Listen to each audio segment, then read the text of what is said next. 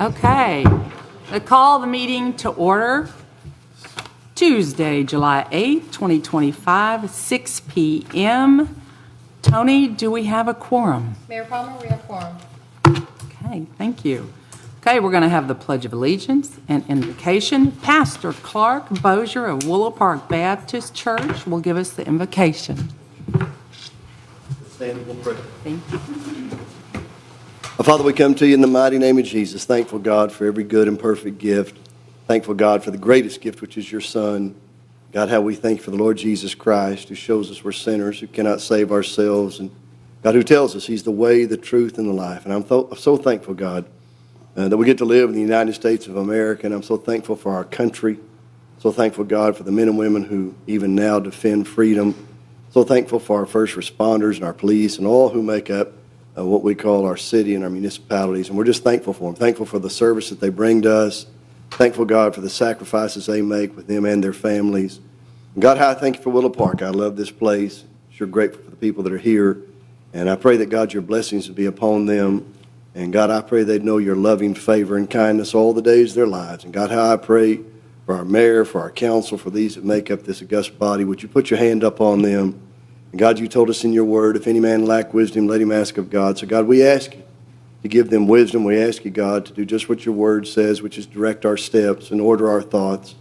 And may, God, everything that we do, may it bring honor and glory to the Lord Jesus Christ. And may, God, the blessings that only you can bring, may they rest upon Willow Park, rest upon Parker County. And God, for all that you're going to do, we're going to thank you and praise you for it, because it's in Jesus' name we pray. Everybody said, Amen. Amen. Attention, salute, pledge. I pledge allegiance to the flag of the United States of America and to the republic for which it stands, one nation, under God, indivisible, with liberty and justice for all. Thank you. Thank you. Thank you. Okay, I'd like to make an announcement real quick. Our precious KJ, I'm not going to get emotional. She is, I think, still in the hospital, and she has sat right there, and this is the first meeting that she's missing. So called her Sunday night and just talked to her a minute and knew that something was really wrong. So she started having issues Thursday night and did not go to the hospital. So she got in my car, thank you very much, twisted her arm and said, you're going to get in the mayor's car and you go in the hospital. So she did have a stroke, a severe stroke. So please pray, if you will, for our precious KJ. She wants no calls, no attention, nothing. That's KJ. So I just wanted to make that announcement for our KJ to start. So we're going to go to public comments first. We are going to, the first one is Janet Kerbin. Janet? Good evening, Madam Mayor and honorable council people and our city managers here today. What I'm getting ready to ask for your help on, it seems like such a minute thing right now after hearing what you just said about our resident here and all the other people who are suffering here in Texas right now and even in our world. But I promised our neighbors I would do this, so I'm here to ask for your help. In this situation, I live up on 221 Vista Drive. My husband and I love this town. We've lived here 5 years next month. And everyone we've met and every situation we've had to deal with here has just been nothing but stellar. So we have nothing but good things to say about all of you and all the work that all of you are doing and have been doing. However, we have a speeding problem on that street. It's pretty severe. Over the last 5 years, it's gotten worse and worse and worse. I know when we first moved here, we noticed, Madam Mayor, that there were some police officers that would like sit up in the driveways there, some of the longer driveways, and run radar. And we haven't seen that in a long time. I know we're short and everyone's short, but I wanted to ask for your help there in that we need to do something. I know they put up 5 30-mile-an-hour speed limit signs last year, and of course that did no good at all. A lot of the people coming up and down, and we've noticed in the last year, 18-wheelers with full loads are coming up and down. It's a thoroughfare there for Vista to cut through to White Settlement, those of you that are real aware of where we're at. And it's getting worse and worse. We've already had one of our neighbors who was hit as he was trying to exit his driveway here about a year ago. And he's no longer with us, but I think all of you probably knew who he was when that happened.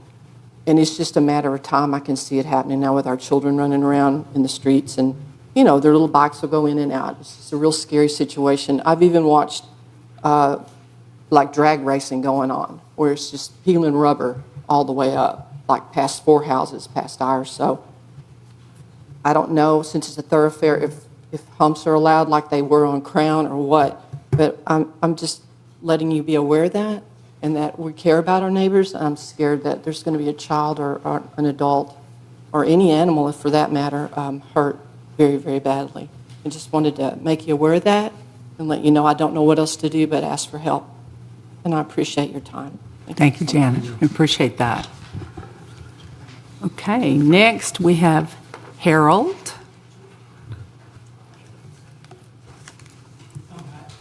He's back. Harold Heights at 79 Crown Road, and I'm here to talk about my driveway again. I don't have pictures for everybody, but if you just kind of pass this around. This is the south side of my drive where the curb is, where it has not been expanded the other 2 feet. I've hit it. All the people that deliver packages have hit it. I've had friends come in and bang into it. So once again, all I'm asking is that my drive be brought up to the same standard as every other drive on Crown Road. And just once again, don't you know, from where the new, down by Crown Valley where the new pavement is, the average width of the drive on Crown Road is from 39 to 42 feet. The average width going into their drive, where it is from 18 to 22 feet. Now, they start at 77 up to 95, all the way up to Ranch House. The average width along the road there is from 36 to 39, and the average drive is 17 to 19. My drive is 15 feet and 35 feet on those measurements. So you can see, I wasn't afforded the other 2 feet that everybody else got. So all I'm asking is just bring my drive up to the standard as every other drive on that west side. Now, we won't even talk about what's on the east side. But Charlie Gilchrist and all these other people have a huge expansion on their drives. Now, that's a totally different situation. They got wider drives. I know about that. But if you can do it for all the others, why can't you just do it for one more and make things right? That's all I'm asking. It's the right thing to do. I have got a phone call from the city right after the meeting last meeting. That's good. Thank whoever called me. I can't remember the lady's name. Thank you. I have spoken with Gretchen today, and we don't agree on some things, and I'm sure she'll be talking to y'all about that. So that's all I'm asking. Just what everybody else has, and I'll be a happy camper, and I won't have to come back up here again. Thank you. Thank you, Harold. Okay, next we're going to the approval of the regular city council meeting minutes for June 24th. Is there a motion? I'll make a motion to approve the city council meeting minutes dated June 24th, 2025. Second.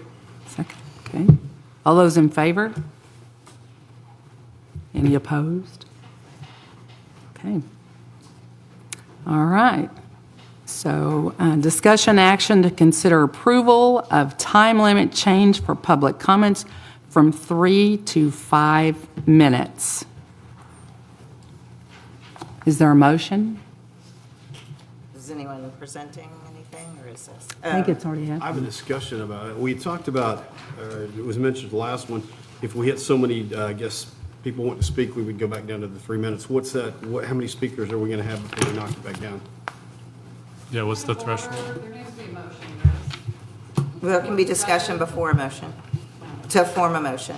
That's how our governance policy reads. To form.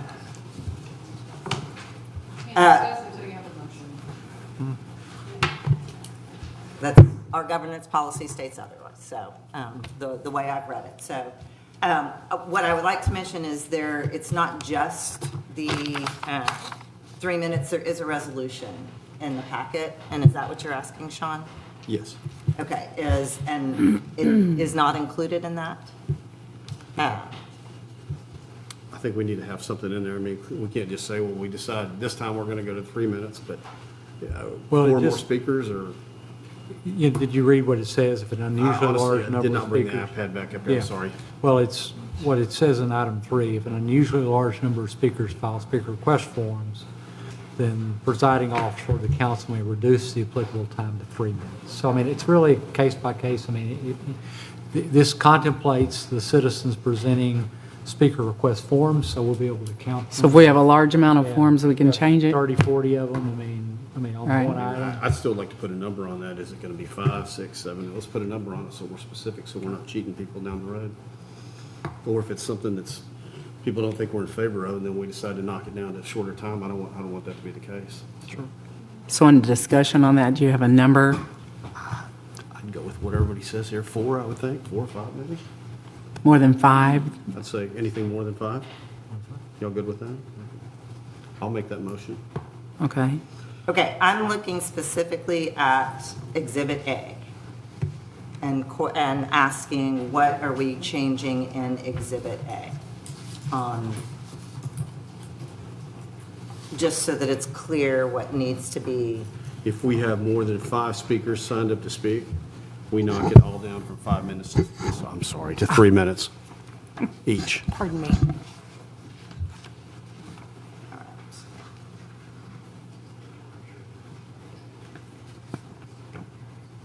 Sean, are you saying replace an unusually large number of speakers with Yes. 5 or more? Is that So what- we'll know what we're going to consider a large number. I'd agree, setting a threshold is better, and it also, like you said, it doesn't make it look like there's any, like if there's a set number, there's a standard, it doesn't look like council or mayor is in favor of this, so they're going to let this go, but they don't like this. Right. So we're cutting it off. It takes a lot of pressure off the mayor to say, we're not at this, this is our standard tonight as compared to a different time, or this topic we don't feel has this much importance. So I think setting a standard allows us to go by a set number instead of a topic or situation. So I agree. Okay, so we want to do 5, so do we have a more discussion, or do you have a motion? Make a Made a motion. motion with 5, right? Yes. Is it second? I'll second it if it hasn't been. Okay. Anything after 5, everything goes down to 3 minutes, right? Right. Okay. Okay, is that clear, Pat?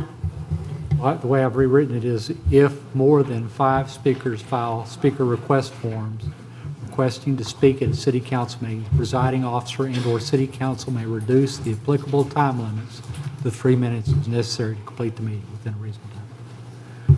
Is Okay. that what you want? I think so. okay. All right. So number 3, Can we say anything on that? If you plan on coming for speaking for 5 minutes and you got 8 speakers, then you can't get your 5 minutes in. you've got, You got one or the other. yeah, you have 3 minutes if there's 8. That's ridiculous. You have to talk fast, I guess. Gotcha. We I've have done a that. motion and a second.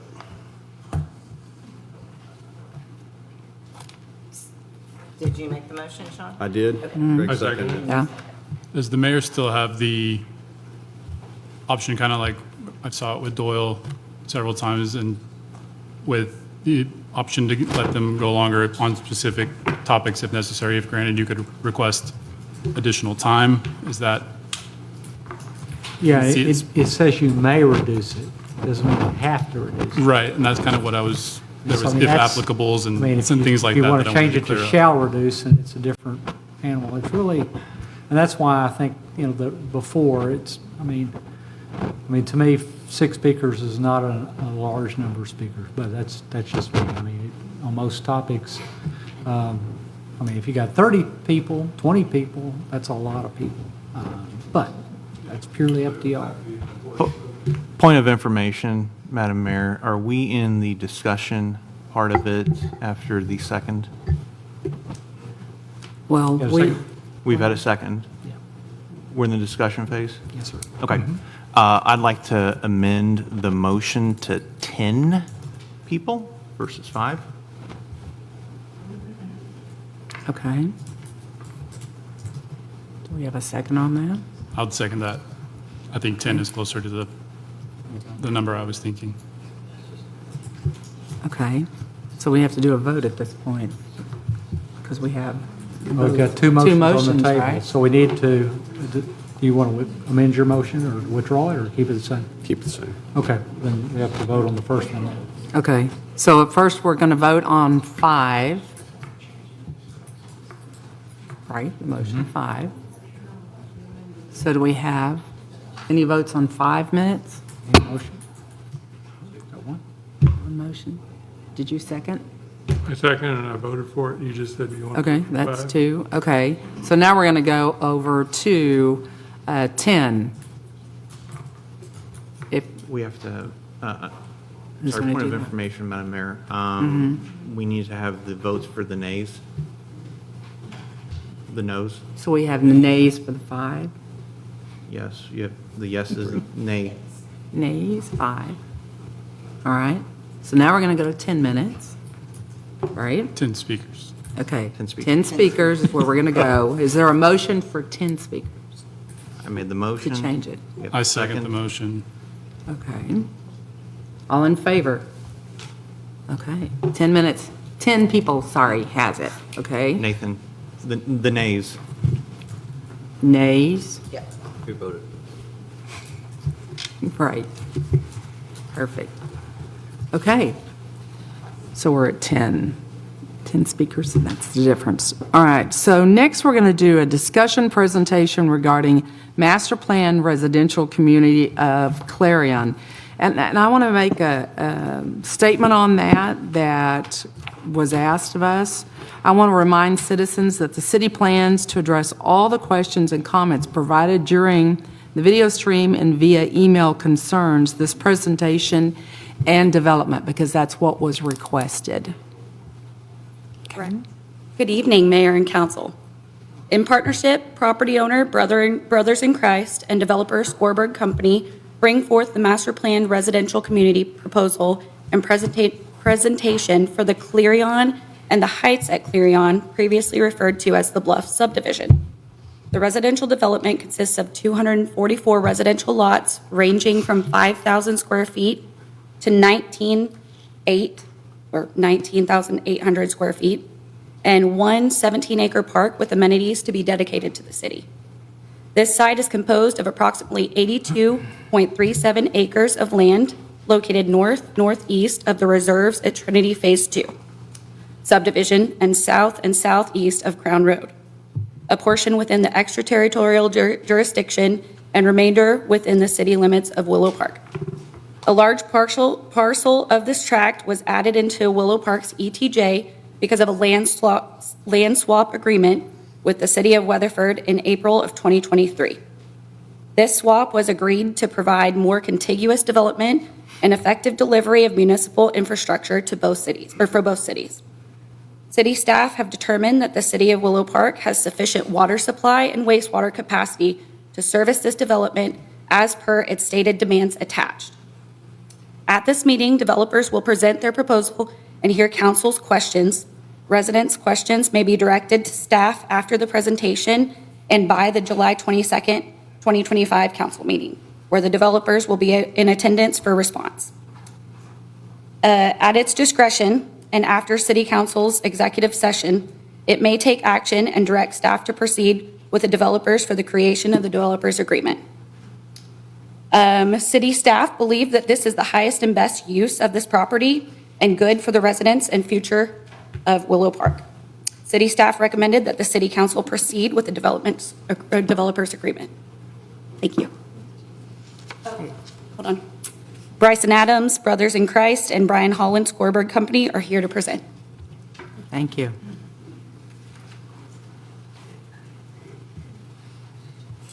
Good evening, Madam Mayor, council person, staff. My name is Brian Holland. I'm with Scorberg Development Company.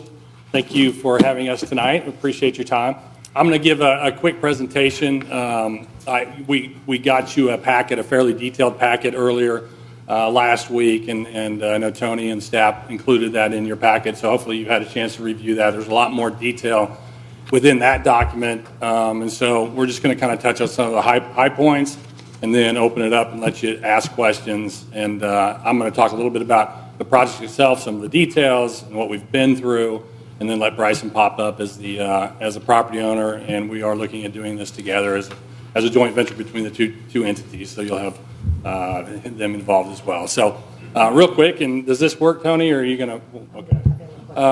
The name is still somewhat up for discussion. We've had some positive feedback on the name and some negative feedback, and so happy to hear that discussion. The Clarion is really kind of a play on the Clear Fork Trinity River and that's kind of how we came up with that. So anyway, I wanted to get that out of the way real quick, and we can sure talk about that and change that. So tonight I just want to give you a real quick background on who we are, talk about the subject property, site plan, where we are today versus where we were back in January. We never got before the City Council, but we did come before the Planning and Zoning Commission. And a lot of the folks that are here tonight got to see that plan, and so I wanted to show you the difference between that plan and where we are today and how we got to that.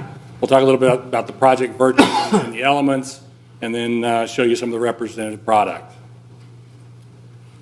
For those of you who don't know, and I've met most of you and over the last 6 or 8 months, Skorberg Company, we're a single-family lot development company. We only do residential single-family lot development, and we've been doing it for almost 40 years across the Dallas-Fort Worth Metroplex. We've got over 7,000 lots that we've developed in the DFW area, 97 completed projects, 22 active projects currently. Again, we're only in the Dallas-Fort Worth area. Doesn't need to be said, but the subject property is here. It's surrounded on the north side, kind of the northeast side, and the west by Crown Road. The golf course, Esta Ranch to the north, and then we've got the Trinity project to our south, and then the larger 1 acre lot subdivision to our east. We're talking a little bit about the ETJ versus the in-city property. Again, it's a total of about a little over 82 acres, and of that, 20 acres was annexed into the city limits a couple years ago. The balance of it, about 62.09 acres, is still located with the ETJ. One thing that I just want to bring forward is the comprehensive land use plan and what it shows, and kind of what how the city looks at that, and then as developers, when you get looking at the comprehensive land use, how you try to make the project fit within that. And this property is designated on the comp plan as medium density residential, which is a mixture, if you read that, as a mixture of different lot sizes, house sizes. It's really trying to get a project that's got a mixture of a different product between 4 and 6 dwelling units per acre. And so what you'll see when we talk a little bit about this project is we fall on the low end of that density calculation.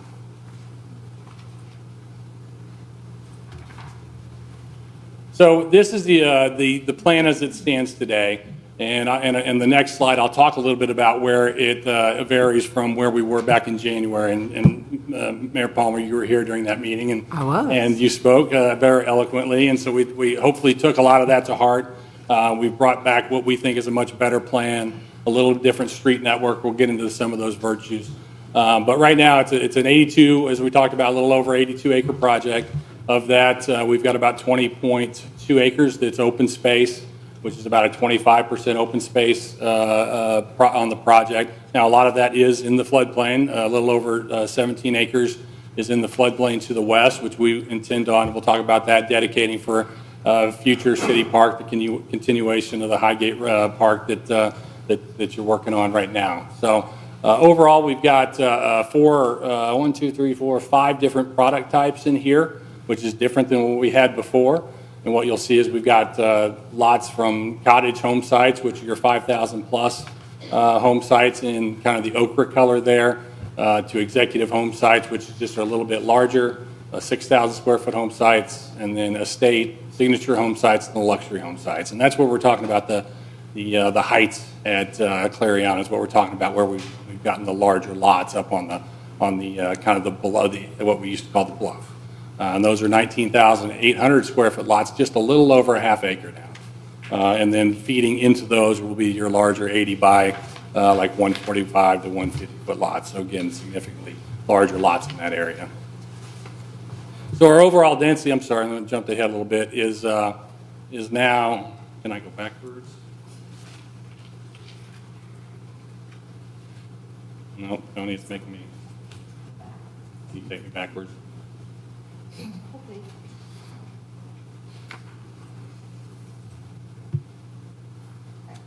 I can get it from there. Yeah, and then can you go to the large screen so everyone can see it?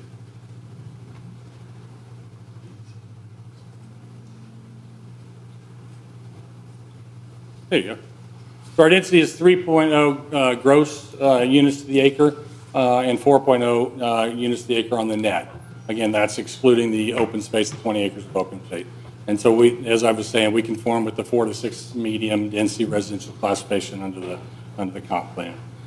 Some of the things that were detailed out in your memorandum of understanding are some of the architectural enhancements that we're going to include in our developer agreement, the minimum 85% masonry, dormers, patios. We go into a lot more detail on that. You can read through that and ask questions as you like. We also talk a little bit about the different square footages as far as the homes. Our intent is to start construction as soon as possible. We've got builders highly interested in this project, and so our intent would be to start and deliver lots as fast as we could, which would be, we're anticipating around Q4 2026. Now, this is the comparison slide that I wanted to bring up and show for some of those folks in the crowd and some of y'all that may have seen this plan before. The project or the plan on the north side is what we brought back in January. It had 284 total home sites, and it did have a mixture of different lot sizes, but our largest lot was only 10,400 square foot, and those were up against the 1 acre neighbors to the east. And then we had didn't have any of the 80-foot lots, 7,200 square foot lots, and we had mostly 40 the cottage size lots, the patio, and then the traditional home sites.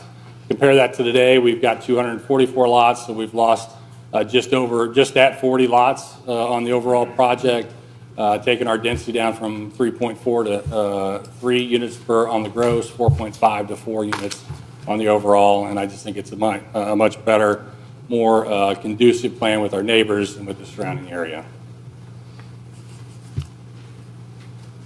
Talk a little bit some of the project virtues. The street network you probably saw changed a little bit, and we got into discussions on with the county on the existing bridge that's there and whether it could be expanded. So Bryce and I went and met with Commissioner Hale, Mike Hale, most of you probably know Mike, and they have a real strong interest in working with us to try to make sure we can utilize the existing infrastructure that's in place versus potentially building a new bridge that's just another potential crossing of that creek or that river, and you know, just more issues as the more times you cross it. So we took another look at this. We think we can improve that existing bridge, widen it, and then come in through to the subdivision across the park area, because it makes kind of a clean, nice entry into our project. And then we would work with the county to actually then bring Crown Road into a 3-way stop sign at that location where it intersects with our new road, and put some traffic control devices at that location so that people aren't coming down south down Crown. They're flying across that S in that dangerous S curve and then getting onto a bridge that's way too narrow today to handle it. So we think this is a real good solution, a fix to an existing safety concern, and it will make it much more safer for emergency services, school bus, and just a number of things that we think this new layout represents. The other thing we're talking to, we are still going to put the connection to JD Tolls to the south. In the conversation we had last week with staff and the mayor and Mayor Pro Tem is we will keep that JD Tolls as a 60-foot right-of-way through our project and tie it into the north side on Crown there, where we intend to build a 3-way intersection at that location as well, with some traffic stop signs and other things to help kind of calm the traffic through that. So we think those are two really important improvements to this plan that will help not only with the existing subdivision, but some of the surrounding concerns that the neighbors have had in the past. One thing that, the other thing I know that's very important is that we make sure that we maintain a gated emergency services only access on our southeast corner there. There's been some concerns with some of the neighbors I've spoken with that how do we enforce that? How do we ensure that we build a gate? How do we ensure that that gate stays only emergency services, that there's not ingress and egress into their neighborhood? And my answer to that is that we put it in the PD, we put it in the developer's agreement. That gives the city the right to enforce that. The city doesn't want to, I don't think, own those gates, but the HOA can own them, but the city can enforce the fact that if they ever get opened in the future, then you can come find the HOA. You can, there's teeth there where you guys can control that. So that's our intent, and is to gate it and then make it emergency services only, so that our residents aren't coming in and out of there. We talked a little bit about this, but I'll just highlight it, and we'll quickly go through there. But this is going to be, again, an extension of the public park. Our intent is to dedicate it to the city. We will be installing a 10-foot wide concrete trail around the perimeter of this area, and then a dirt path adjacent to it for bikes. That's kind of been the discussion. The exact layout of that trail and what that looks like this is just a representative of what that looks like. There was some concern that we would be crossing that road twice, maybe bringing it into more of a figure eight, so where we only have one crossing, and we can do some pedestrian crossing signage and whatnot to make sure that it's a safe access. The other thing we've agreed to with the city is that we will put a permanent restroom facility and parking area on the south, kind of the southeast corner of that park, so that folks, when they pull in there, they can, or they're utilizing the facilities, the trails, and there's a place to stop and use those facilities. And it's a permanent, well-established location. Brian, may I ask a question real quick? Yes, sir. The restroom, is the HOA going to be responsible for it?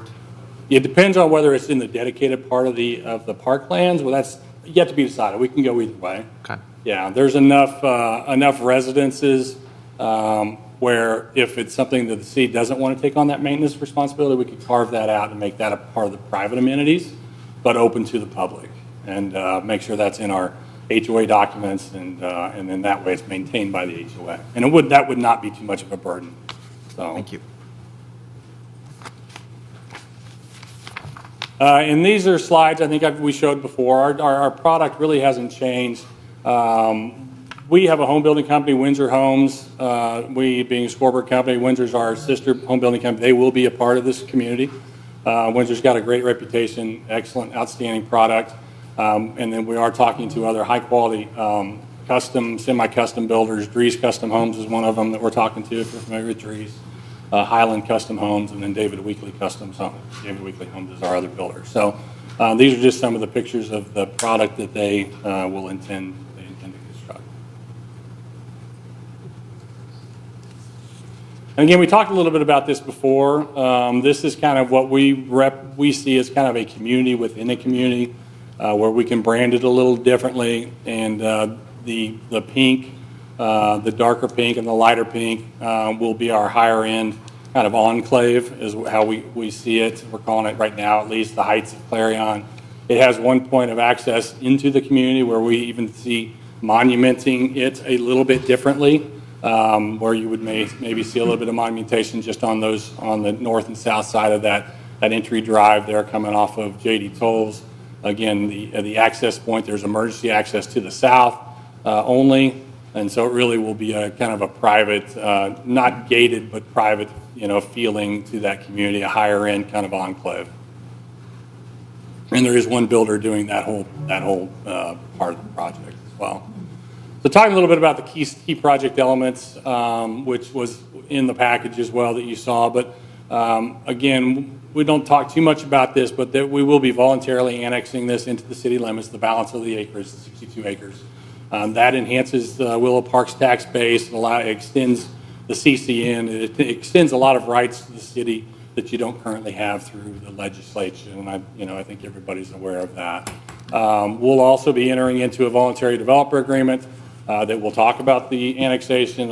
It will also put some controls, building standards, and other things, the details that I've put in the memorandum of understanding that again are not not in the purview of the city unless they're given to, done through a developer agreement. And so that's another thing that we're going to voluntarily agree to. This project provides a varying home sizes from, lot sizes from 5,000 to almost half an acre lots, which will give you a variety of housing product as well. And so you won't have a homogeneous, one-size-fits-all, cookie-cutter community. You're going to have a lifestyle community that works from, you know, hopefully some starter, entry-level, or first-time move-up. Even though housing prices are extremely high right now, it's very difficult for kids to get in, or kids or singles to get into homes. I know that I've got a bunch of them trying. But it will give some $300,000, $400,000 homes all the way up on the hillside. You're going to see homes in the millions, $1.5 million on that product. So a good variance of product where if you start in this community, you probably move up in this community and buy different size houses. Again, the traffic pattern, we went through that in detail, so I won't go through a lot of that, but improved traffic pattern connecting. We got 4 connection points, so really good flow of traffic. I think we're improving some of the concerns from the adjacent neighbors to the north on that S-curve on Crown. We're going to be dedicating 16.5 acres to the city at no cost for a future connection to Kingsgate Park. With that, construction of about 6,000 over a mile of hike and bike trail, 10-foot hike and bike trail, along with the dirt path for the dirt bikers next to it. And then the construction of the parking space and pavilion, enhanced landscaping and entry points. Obviously, this is a higher-end community, so you're going to get that hardscape landscape treatment that our builders demand and require, and for us to keep the values where they need to be able to demand what we're asking for. And then it will be professionally managed and maintained by a professional homeowners association management company, and it will not be voluntary. All homes within this community will be required to join the HOA and be managed by that homeowners association. I think that might be it. So a question, on the annexation into the city, who's going to have ownership or responsibility for Crown Road on the north and west side as it wraps around your property there? Is that going to? Yeah, Crown Road will be maintained. Property? It will still be a county road. Yeah, so the only part we will be improving is the bridge, and then the piece coming into our subdivision, that won't be called Crown. So Crown will be maintained by the county, up and around the curve. Now, we have agreed with our plat to dedicate, I think, another 15 feet of right-of-way, so it could be improved if necessary. I don't see necessarily that need with our road construction and what we're doing. I think you're going to see 90% of our residents feeding to the west and to the south. Mm-hmm. So that's going to take a lot of that pressure off of Crown, I think. And even folks coming from the north can head south through our project, if necessary, down J.D. Tolles to get the existing Kings Ranch or Kingsgate Park area and improvements. But, I think most of the folks are, I don't think they're going to come through our project to get to that crossing across, So there'll be multiple access points that we'll get them in and out, but Crown will be maintained by the county. Question, I see the one probably retention pond there with, on your map with I'm assuming the rest of probably 60 plus acres of impervious cover. Would you say with drainage studies, is the rest going to be flowing into the flood? Into the floodplain, down to the creek, the river? Yeah. So everything. That's the benefit of a development that's that close to the creek and the floodplain is, you generally don't have to do detention. Right. Yeah, because you're there. We'll do a flood study. We'll show what that looks like, but because we're that close. Sure. We'll be right there. Okay. Can I let Bryson say a couple words real quick, and then I'll happy to answer any other questions y'all have? Sure. Okay.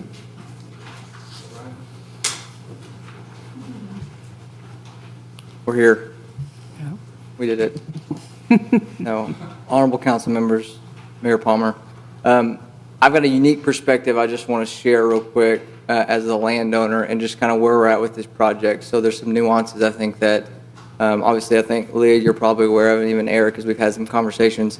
The reason we renamed it is not so it's a bait and switch of, hey, we had a Bluffs project that was, a lot of people didn't like it, there were some issues there, and now we're going to slip it in as a new name with a different brand. The reason we did it is because it is a vastly different project.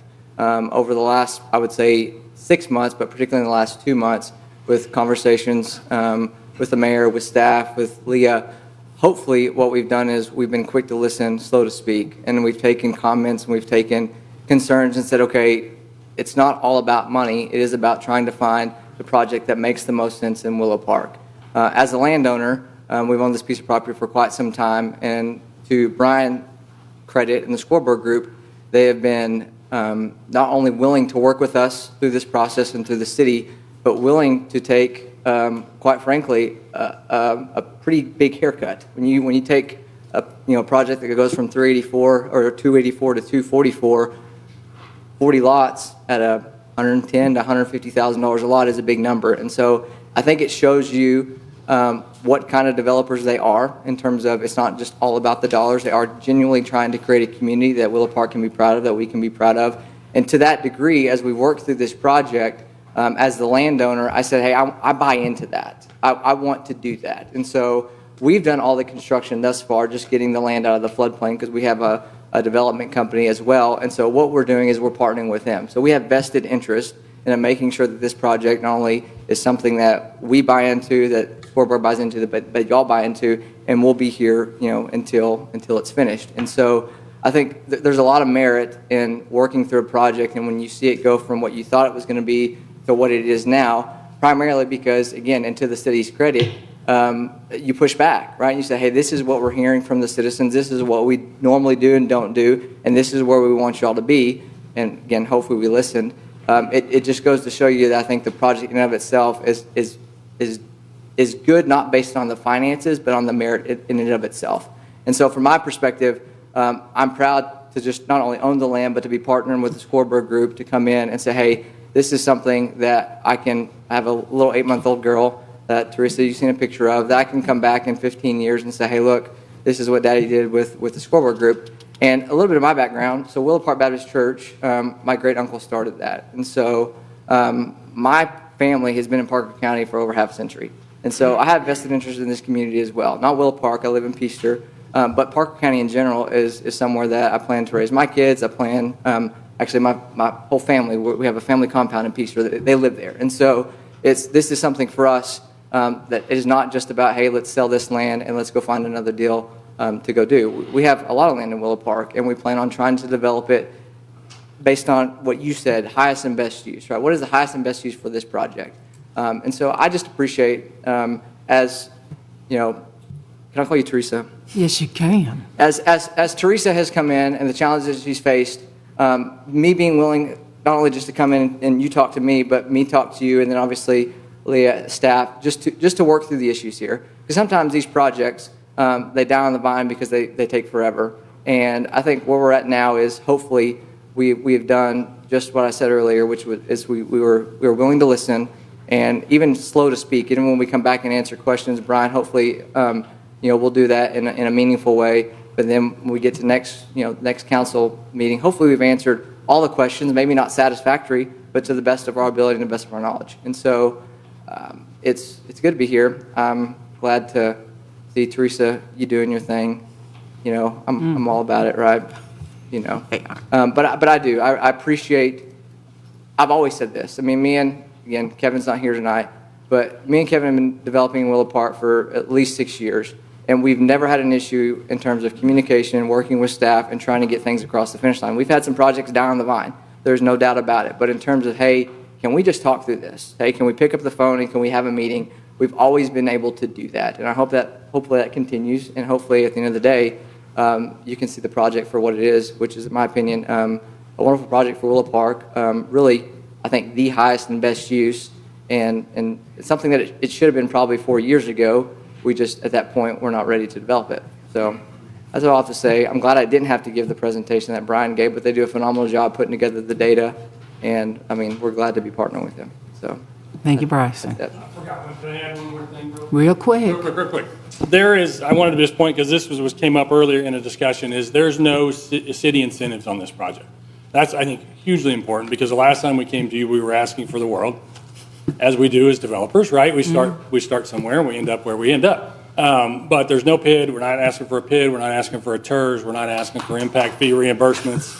This project's going to stand on its own. It's going to carry its own costs. And so we hope that moves the needle a lot with the density reduction and the inclusion of that concession on our part. Hopefully that looks good, and then the annexation and everything. So happy to answer your other questions. We'll be back on the 22nd to give you more detailed answers. Hopefully the MOU gave you some of those, to help you get started. So Thank you, Brian. thank you. Thank you. What is the process for citizens to ask questions to? I think they requested online, Okay. emails, however, through the city is what was requested. So any questions you have, relay it through the city and online, and that way they can address them in the next meeting. Okay. All right, so number 4, discussion pavement index study. Gretchen.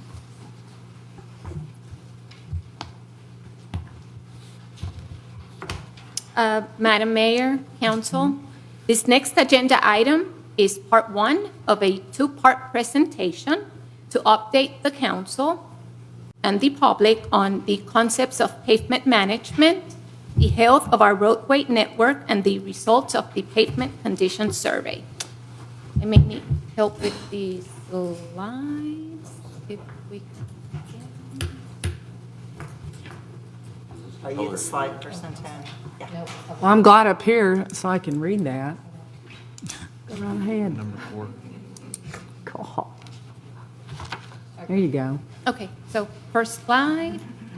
Okay. On October 22nd, the City Council approved a contract with IMS to conduct a pavement condition survey of all city streets. The objective of this project was to collect 66 test miles of roadway condition data. IMS was the company that we used. They've served many cities and counties with their pavement management needs. The survey data that was collected will provide the city with an updated and in-depth understanding of its current road infrastructure and help staff identify the most appropriate maintenance and rehab activity for each roadway pavement. Okay, next slide. All right. So, why do pavement management? So, pavement management is the process of assessing, prioritizing, and preserving or rehabilitating pavements through a logical system that attempts to use available funds in the most cost-effective way. So let's take a look at figure 1. As you can see, pavement quality condition decreases with time. Pavements typically start deteriorating really fast once they hit that specific threshold, which is, if you take a look at the pavement performance curve, it's right there where you see where the curve's starting to decline. So it's that steep decline. So it's more cost-effective to invest in cheaper surface treatments during the first 40% of the pavement's life than to defer maintenance until heavier overlays or reconstruction is required just a few years later. So streets that are repaired while in good condition will have an extended life and will cost less to maintain over their lifetime than those left to deteriorate to a poor condition. So you see that graph, that shaded area, it's labeled target zone for pavement preservation.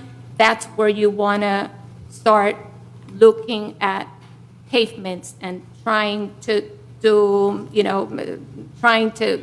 inexpensive surface treatments. Okay, next slide. So IMS surveyed our entire street network in January. They collected 66 miles of pavement condition data with a specially modified vehicle that uses lasers, cameras, and GIS measurements to record a complete overview of our street network. That was the vehicle that was used. We heard some residents say that they saw IMS out there surveying their roads. So the pavement condition survey was performed using an IRIS Pro Pave data collection system. The IRIS Pro Pave is equipped with a high-resolution pavement laser scanner and an onboard processing computer that measures pavement cracking, roughness, potholes, all kinds of things, road geometrics, okay? Arterials and collectors were surveyed in both directions. Our local streets were surveyed in one direction. Okay. Next slide. Okay, so let's review the results of the pavement condition survey. That table that you see there is part of the final report. It provides the summary of the results. So, City of Willow Park is responsible for approximately 66 centerline miles of pavement. If we break down our street network into functional class, 14% of our street network is classified as arterials, 22% as collectors, and the remaining 64% of our street network is classified as local. The overall pavement condition index is 68 with a backlog of 8%. What does that backlog mean? That's those streets that are considered poor or very poor. We still have to work on, we haven't touched, okay. Yes. Mhm. Okay, next slide. Okay, so the goal of the pavement condition survey was to determine an accurate rating for each pavement section. And that's what's called the Pavement Condition Index, the PCI. Okay? Table 1, that one that you see there, the color-coded table, shows each pavement condition index along with a brief description of the typical distresses and recommended treatment for each. Okay? The PCI is a number that represents the pavement condition. It's a result of a series of calculations that include surface, subsurface distresses, pavement defects, and roughness. They are shown on a scale of 0 to 100. You can see and we have a map which is also color-coded, and the different categories are those shown on the table. So you've got excellent, very poor, good, fair, marginal, poor, and very poor. The PCIs are on the right column. So let's take excellent. That's like a new road, new street. PCIs for excellent roads are between 85 and 100. You take the very poor roads, those are ones that, have extensive and severe alligator cracking. Those have a PCI between 0 and 25. Again, our overall network average PCI for the city was 68. That's what the report said. Okay, next slide. Okay, so following the completion of the field survey, the data was loaded into the software, and a pavement condition index was calculated for each roadway segment. Okay, our overall pavement condition index is 68. PCIs between 60 and 65 represent a reasonable average. So we're, at the nationwide average of 60 above, I guess, the nationwide average of 65. PCIs that are below 60 means that cities have to rely on more costly rehabs and reconstructions to address condition issues. If we take a look at the excellent roads, our street network, 12% of our street network was rated as excellent. There's a 15% target, so we're below the target, but 12% was what the report showed. And finally, the failed streets, which again are referred to as backlog. That's the percentage of streets that require costly repairs. Our current backlog is 8%. 10 to 15 is considered manageable from a funding perspective. 10% is preferred. 12 is being a realistic target, but our current backlog is 8%. Okay. Next slide. This is another way of presenting the data, which is useful when evaluating the condition of the pavement. The figure on the left shows the asphalt and concrete pavement conditions. The red bars represent the asphalt roads, blue bars the concrete roads. The figure to the right displays the distribution of the pavement conditions for each functional class, arterial, collector, locals. Okay, next slide. So this is part of the report, which will be uploaded to the city website for everybody to review. We've got both maps are color-coded. One is the current PCI to the 10th of a mile, and the other one shows the PCI, the weighted PCI. And they're both color-coded. Okay, next slide. So this next slide is from IMS's Inform Data Viewer.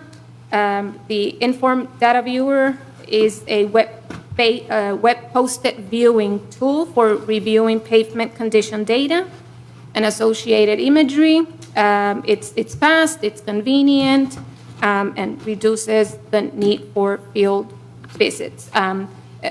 There's a map that's in that data viewer. You can click on the different streets, so you can go to the desired location and view images, and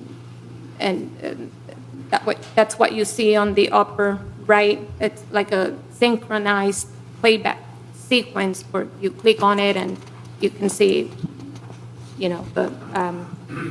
the vehicle riding through the street and getting all that data. Okay. Next slide. So IMS, they've also developed a simple and easy to use interactive spreadsheet. That's part of the files that we received from IMS. It's a pavement management tool. It's got all kinds of data in there. It's got rehab techniques, unit rates, PCIs, and it allows us to run different budget models and try to create plans. So, and that's what we're going to come back on the 22nd. But we've got all that information. It's on that easy street analysis spreadsheet. It's got numbers, but it's a great tool, and we can do lots of things with it. We have the ability to update that spreadsheet too once we do our street projects, and those very poor roads now become excellent. We have the ability to go into that spreadsheet and update it. So, okay. Well, I think. Question. So it Yes. says you're doing unlimited budget scenarios, so you're loading the data so we know from history what we're spending on asphalt and concrete? Yes, the data's already loaded. We can click on we it. can and go then- in and manipulate it and give it a target budget for, let's just say, a street repair budget for the year. We can input that, and it calculates that for us and spits out certain streets that we can complete those roads inside that criteria for the budget that we set in. And we can just manipulate that to assess the best way moving forward with what budget, with a certain budget that we are given. So if we're going to estimate, so if we want to use it, say, on Squaw Creek Road, say, plug in the numbers of what asphalt versus concrete, you can plug all that in and say, here's the estimated cost comparison? Is that what we're talking about? I believe you can do that. We just have to manipulate the unit price a little bit, but yes, we should be able to run that scenario, yes. Okay, and then do we have like, I assume estimates on materials? How do we keep that current, or we just have? There's cost estimates in there for what they've recommended we do on our streets. There's recommendations in there to do maybe thin overlays on some, thicker overlays on others, reconstruction. And we do have the recommendations on that spreadsheet, and there's cost, unit rates, cost estimates for, what it would cost to do, one of the roads. So we should be able to, and we're still analyzing all that data. It's a lot of information, it's a lot of numbers, but we should be able to create a 5-year plan, an optimized budget. I think it, and we're still going through the report too, and you'll be able to see it once we upload it. But I think they looked at doing like everything, all streets. Like if we were to do a big project, then what would it cost to do everything? So we'll be looking into that and see what would be the most strategic way to approach, our street projects and which ones we should do in the next 5 years, and maybe get council's direction on how to go about it. But we'll come back on the 22nd, so we'll have different scenarios to look at. Okay.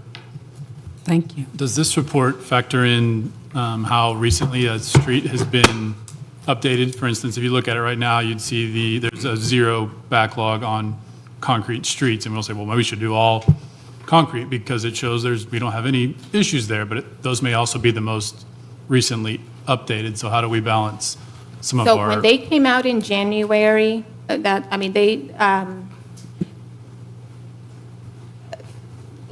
surveyed all the streets. We haven't had a street project here recently, but I guess they showed what it was at the time it was surveyed. Was that the question? Yes, it probably may take more of our data and knowledge as a city rather than just their. Yeah, because some of the subdivisions, like the Stagecoach area, those have been concrete for a good period of time. But the date of that being put in is not indicated on there. We would just have to base that off of. Okay, just to make sure that we are, like I said, because the data could be, it's great. We just I want to make sure that we're using it in a way that we're seeing the right results and not just saying, oh, we have 0% on this, but at the same time, this represents a lot more of our newer stuff. We know that these certain roads were redone at these times, so they're going to skew the average towards better, and some of these that haven't been touched in 30 years, per se, obviously towards the worst. So making sure that we see the. And the maps with the PCIs that are on the report, that will kind of indicate, because they're color-coded for the PCI that there is, and there's the weighted average, which is street from end to end, and then there's a 10th mile segment. So if you look at some of the older concrete subdivisions, like Willow Park Village, for instance, you will be able to see it on the 10th mile where there may be some sections of cracking and things. The color will change from excellent or very good to good, potentially marginal. So on that map, you can kind of see what's the older concrete versus the newer. Yeah, I noticed it changed to a poorer color right in front of my house, so that was, That's pretty exciting. Yeah. But when we do the streets that we have planned with the county, if the map showed one of them as marginal or poor, and we go out and redo it, rehab it, overlay it, then that PCI is going to change. And we have the ability to go into that spreadsheet and change the PCI to after, because we've we Sure. rehab the road. So Right. now it's changed. So we changed, we can do that on that spreadsheet, and then we would have updated information. Okay, perfect. Thank you. Okay.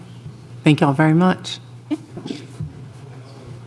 Okay, and we have a citizen with a comment, Albert Losi. Is Albert here? You're the first one to get 5 minutes. How about that? You're it. Okay, good. We got a lot. Yes.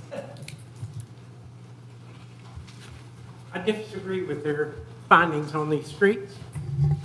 My name is Albert Losi on 329 Fairway Drive here in Willow Park. They show Willow Crest in the red, my street, which you turn right on, which is Fairway. It's only one way. All it is solid chug holes all the way up, and they're deep. They put that silly hot mix. It's gone in 2 days. And it's been like this. They were going to implement years ago, before they concreted Ranch House, to do Willow Crest in our streets. But they decided to throw it all on Ranch House Road. And how long ago is that?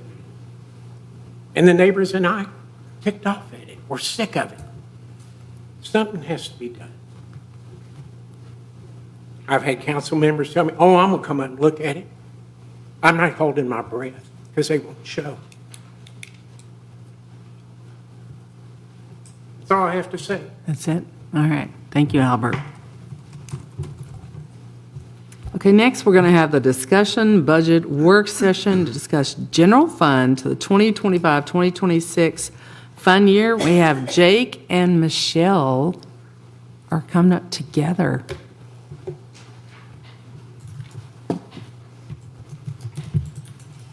Good evening, council, mayor.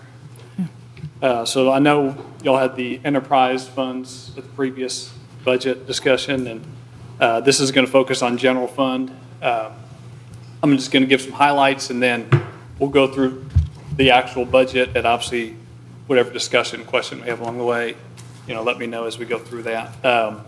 So general fund, you have 9 different departments that are going to be focused on, and they're broken down within each department, so you kind of focus on each of those.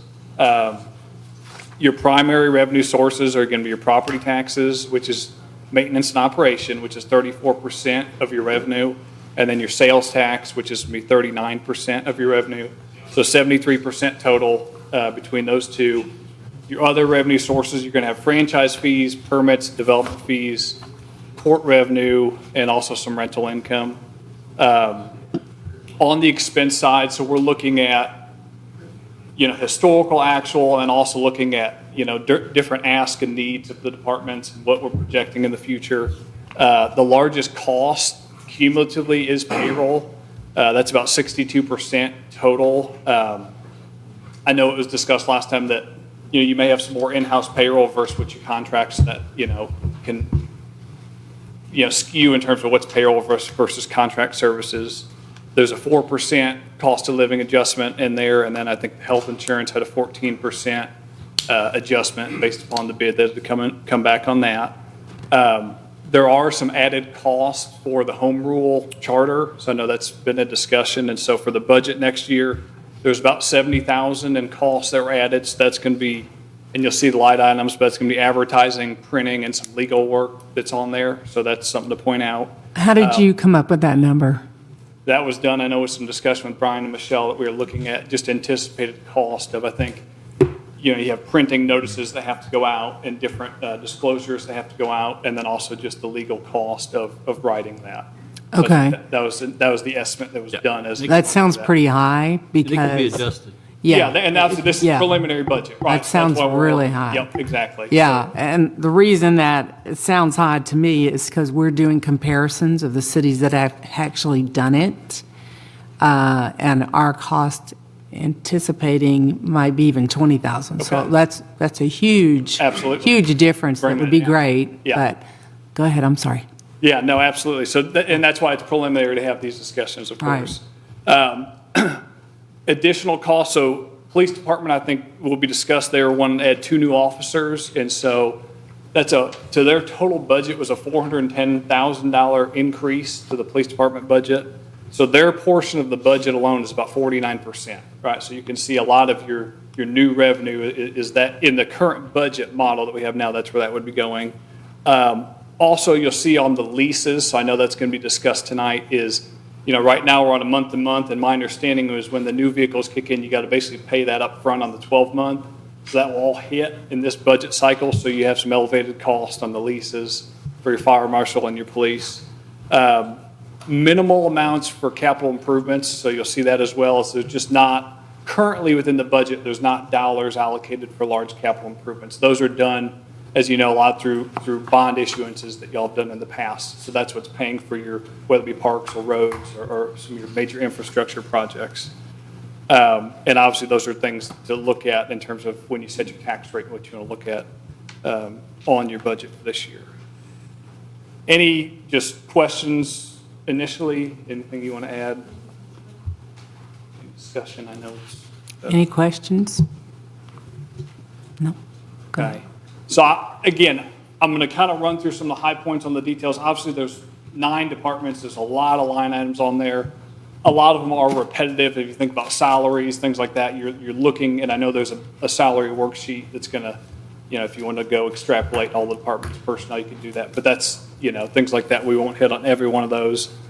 But just looking at Department 1, so that's your administrative. So on your revenues, just some things to point out. So page 1 right there, the M&O tax right now, it's at $1,922,000.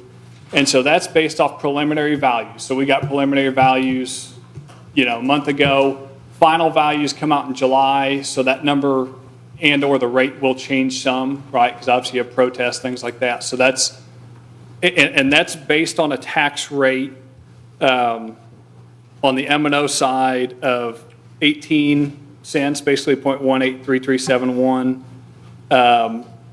And this model, and I'll get to debt service briefly as well, would put your total tax rate at 39.5 cents roughly, so that's just under a 4-cent decrease. So that's looking at the needs on the M&O on this budget, plus your debt service, which is a separate line item on a different fund, but that would put you, that's what your overall rate would put that at.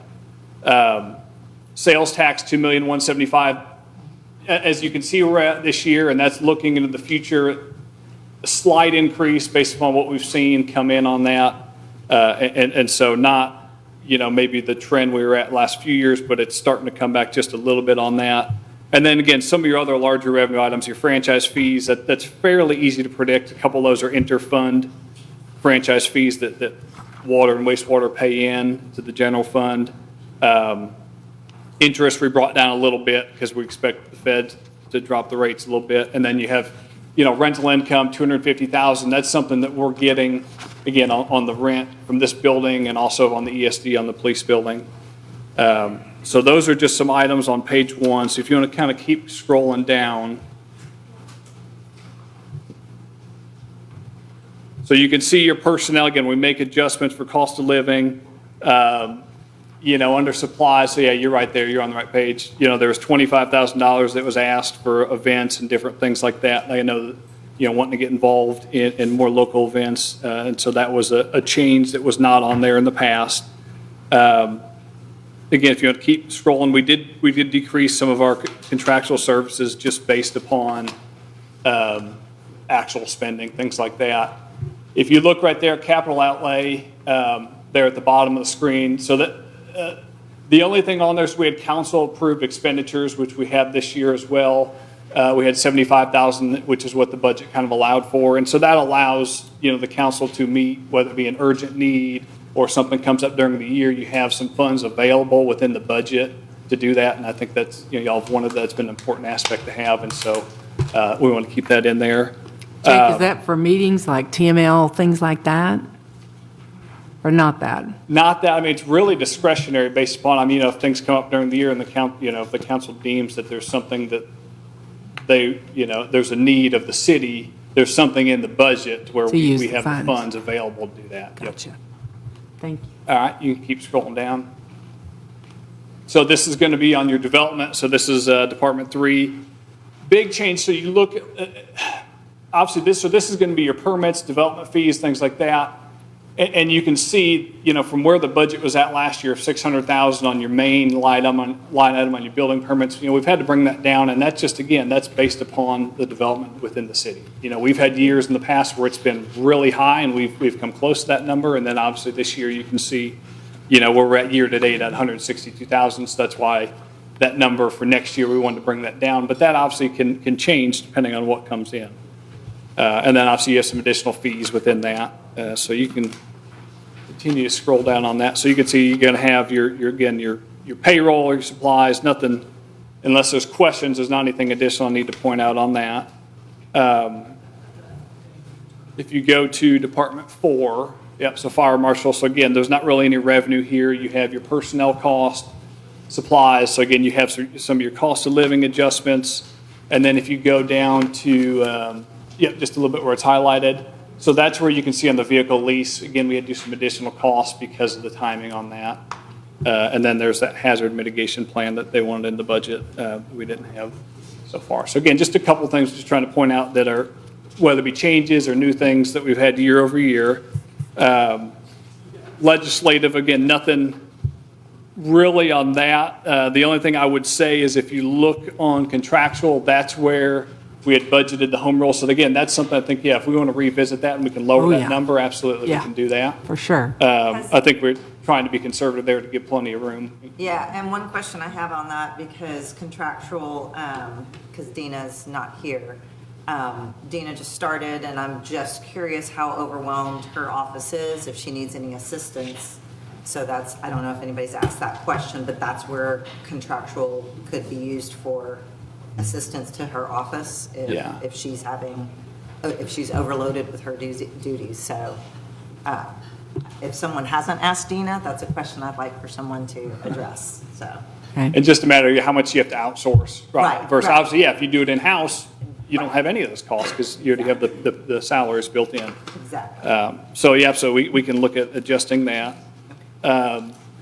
If you keep going down, Department 6, Municipal Court, no major changes on the revenue. I mean, this has been fairly flat the last few years, so we didn't really adjust the revenue. It's basically kind of trending towards budget. It's not a huge line item. Again, obviously, we have our personnel within that department, and your administrative cost within that as well. Fund 7, so this is going to be your police. So this is where, again, we had talked about, this is your biggest outflow. You look at your personnel cost. You're a $204,000 increase on personnel alone, and then obviously with the new officer, you also have your supplies and everything that comes with it. So that's why, again, within this budget, you're seeing the biggest allocation of new costs going to police, based upon how it's currently written, and obviously that's part of the discussion if, any changes that would want to be made there. But that's, again, just trying to point that out. If you look at 65, again, there's the lease again, which I talked about before.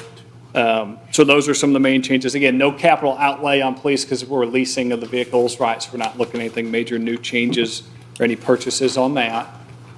City services, fairly simple fund, right? You have your maintenance, repairs, maintenance of the building, utilities, things like that. So there's nothing, again, nothing in terms of unusual expenditures that I'd want to point out on that. I'd go to Department 9, which is going to be your parks. So again, as I talked about, you really just have costs in here for repairs and maintenance. There's not anything for really real infrastructure improvements, and that's, again, you can kind of see that in that budget under parks. Then also you're going to see on the next one under roads, same thing, where we have, you have 97, 150 roughly thousand for road, but that's probably not enough to do a new road, but is enough to maintain that kind of thing. So that's where when you look at, again, not only this budget, what your tax rate is, and also with your debt. And so one thing, I don't know if we're doing the debt service budget, but just something to point out is our current debt next year is $2.158 million, right? So that's what we're obligated to pay out of debt service, and that's based on the rates that we have set in this budget. The year after that, it does drop to $1,692,000. So that's a $465,000 decrease in your debt service. So when you're thinking about not only current tax rate, also thinking about future debt issuances, you have the ability to issue debt for whether it be the road work that was discussed or whatever else.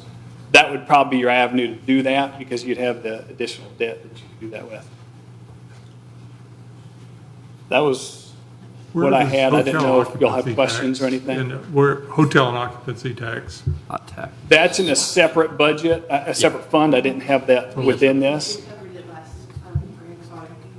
Okay. I do have a question. You had said that this budget was in anticipation for a tax rate of about 39.5 cents. Correct. Roughly? Correct. Which is roughly a 4-cent decrease. Is that under the no new revenue rate? No.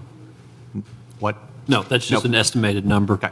We won't get a final number until I get the, End of July? yeah. Okay. I don't know what the no new revenue rate is. They haven't calculated it yet. Is that it? Any questions? Workshop, got a question? Just have a question about what we spend on mowing people's dips and driveways and sides of the streets, because all I ever see is contract people mowing around our city. Do we actually have any city employees riding zero turns around and cutting any grass in the city at all? The budgeted amount for next year for all the mowing services across the city is 80,000. That's what we had in there. I don't know if you have any idea to know how much is for specific areas. So Public Works does mow well sites in lift station. But no streets, side streets, parks, we see contractors working on the parks, and they're putting plants in, it's all contractors, so we don't have any city employees doing any of that. Okay. Have we looked at an analysis? Oh. For the upcoming budget, ESD was supposed to purchase our old city hall and the land that was on it. Have we made plans for that? And when is ESD going to purchase that land? That was part of the agreement that was That's a park. out there. But that would be excess money. Talking about the old city hall? Yep, ESD at the meeting, and then what was published is that they were to purchase the old building for future use and the land around it. What are we doing with that? Well, so that they're renting, I'm sorry, half that space over there at the public safety building right now. So we're actually collecting rent from the old to be able to utilize the space The old there. city hall was part of the deal. I don't know that was that ever That was agreed upon? discussed at It was one discussed. time. I don't know that it was ever agreed But upon. the ESD decided they just needed to lease, and they weren't going to build a new building, so It said in the document that was put out there that they were to purchase it for future expansion. And then it was pushed down, and nothing's come over this since. ESD hasn't taken up that option. Yeah. That was, it's, as far as I know, they haven't approached the city about wanting that land. but that property is the Veterans Park now, that's what the citizens wanted, right? Was that not That in the original- that property is now the Veterans Park, that's what the citizens decided they wanted to do at that time, right? Yeah, we haven't had any Or- action on that land that I'm Okay. aware of. Gene, you have a question? Yeah, just for clarification, the column that is year-to-date, what is the date of those numbers? Yesterday? No. Is that May 31? Yeah. May 30. Yeah. May 31st. May 30th, yeah, thank you. Any other questions? Okay, thank y'all very much. Appreciate it. Okay, next we're going to have discussion action for approval of replacement of vehicles for the police department. Chief, he's coming down.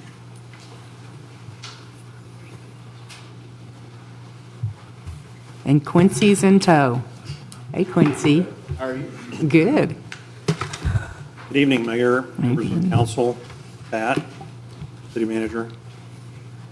I know you just heard our assistant city manager and our CPA telling you the numbers for the budget. Obviously, the police department takes up a lot of that budget.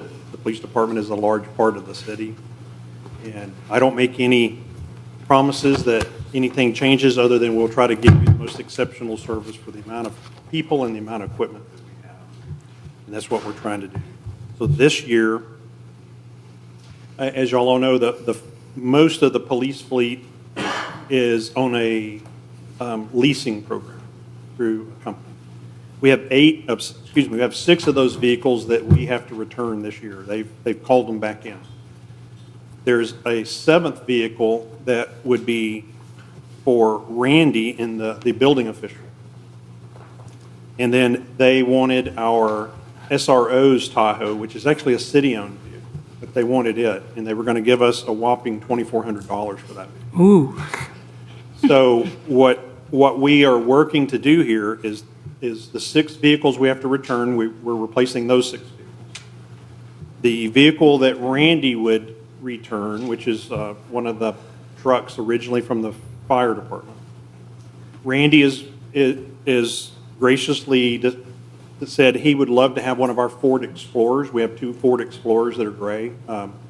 Lieutenant Hamilton drives one and I drive one. And mine has more miles on it than Lieutenant Hamilton's. So we will transfer our lowest mileage, his, to Randy. In exchange for that, we would be taking in another patrol Tahoe, another black Tahoe, so that we get closer to matching the entire fleet. And then the SRO car, when I talked with Michelle, we asked, and she left.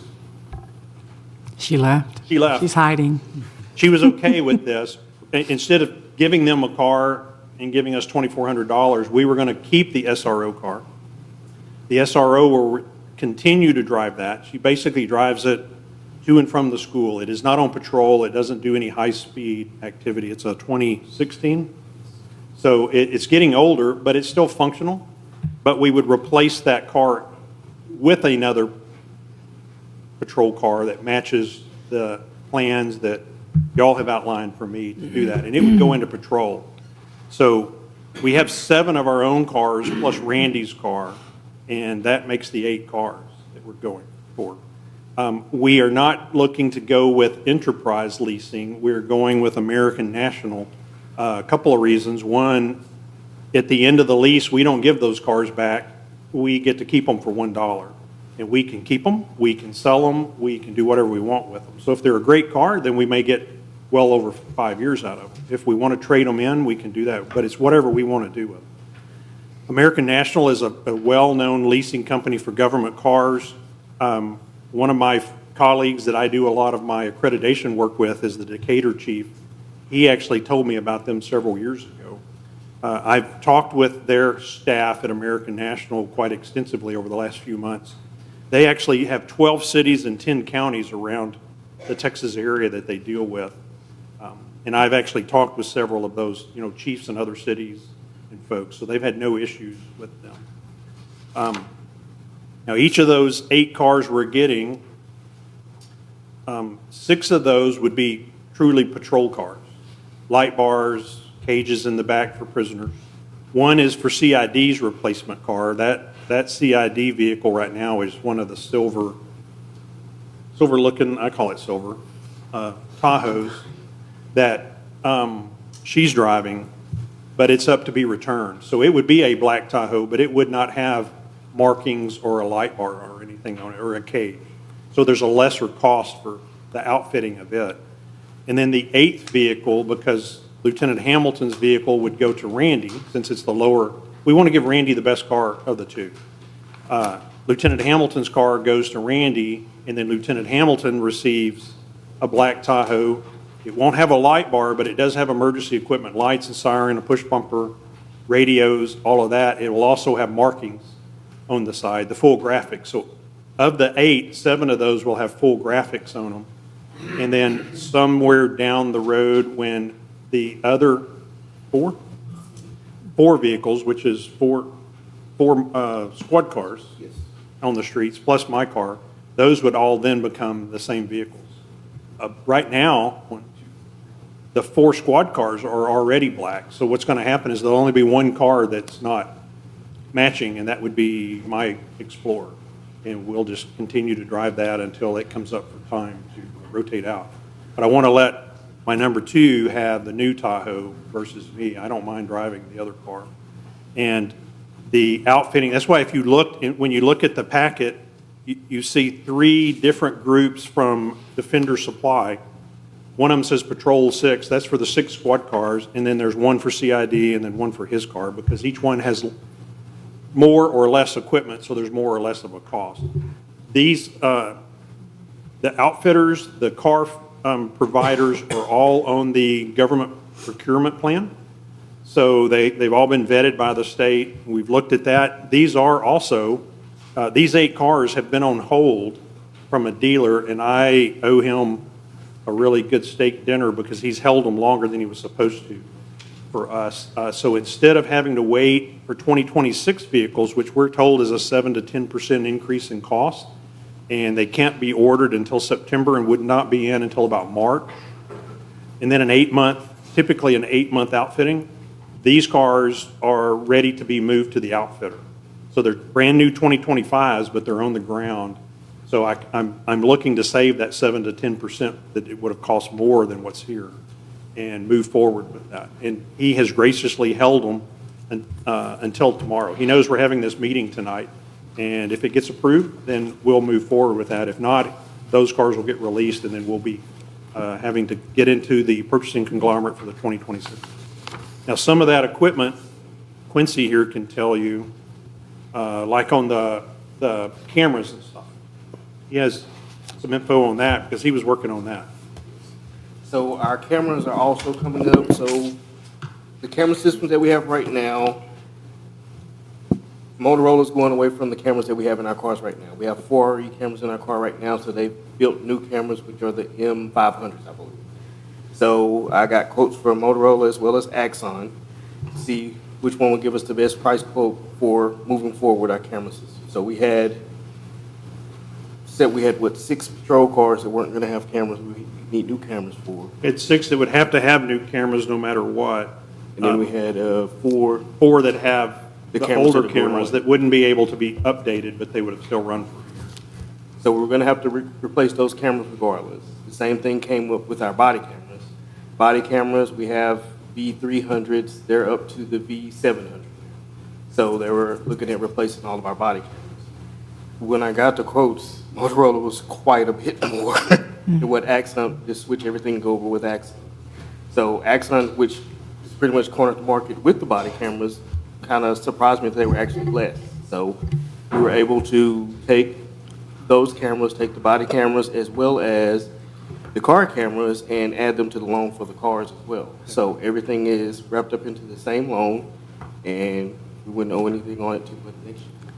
Yeah, this leasing company, unlike Enterprise, where we have to give them a large percentage within like 6 months of the signing off, this company doesn't take a payment until a year after we start, once they know the cars get shipped, because they know it takes almost a year to outfit a car.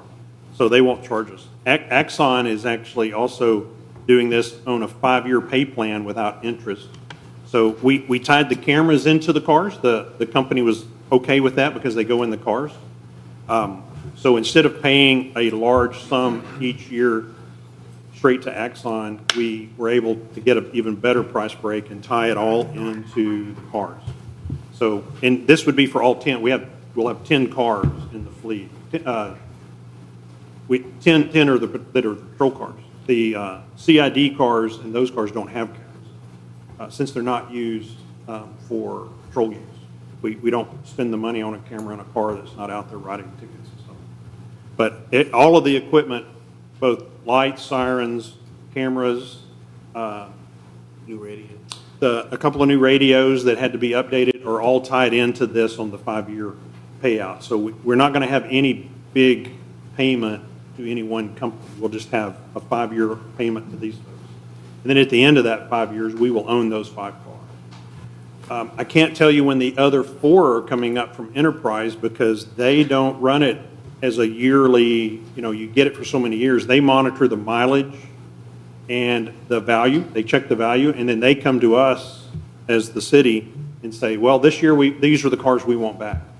So I would anticipate we probably will have a car or a couple of cars next year, depending on the age of those. We have 2 Dodge Durangos We have one Ford Explorer The Ford Explorer and probably your car.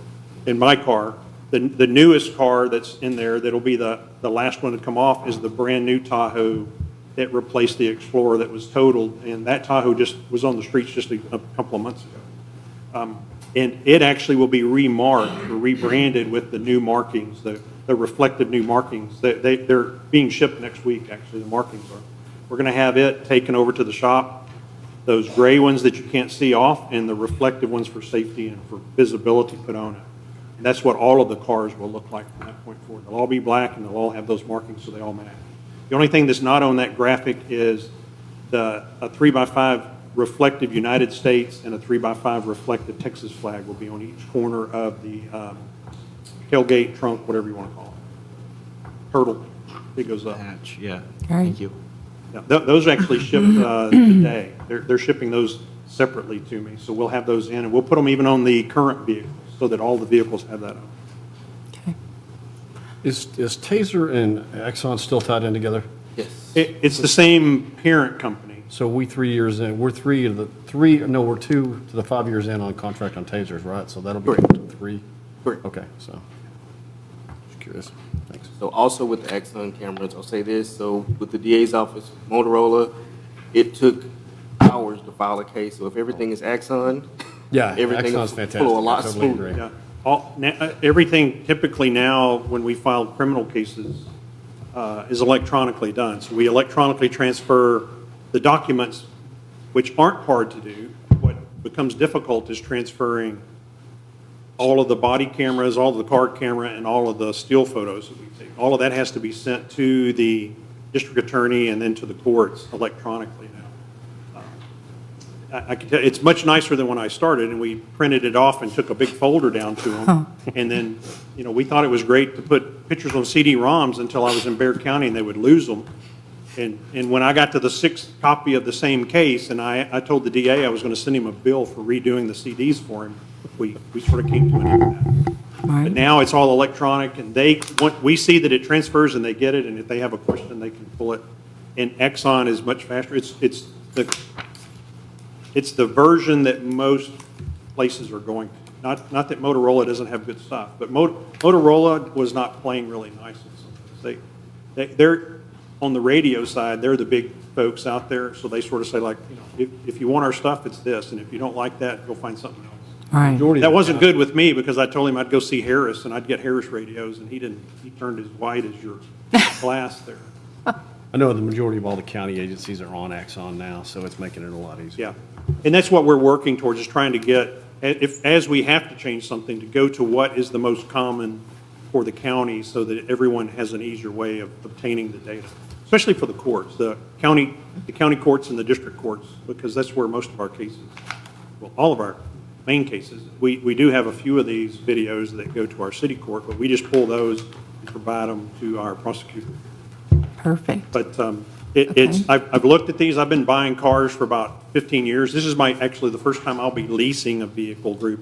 It is a better way to go, in my opinion.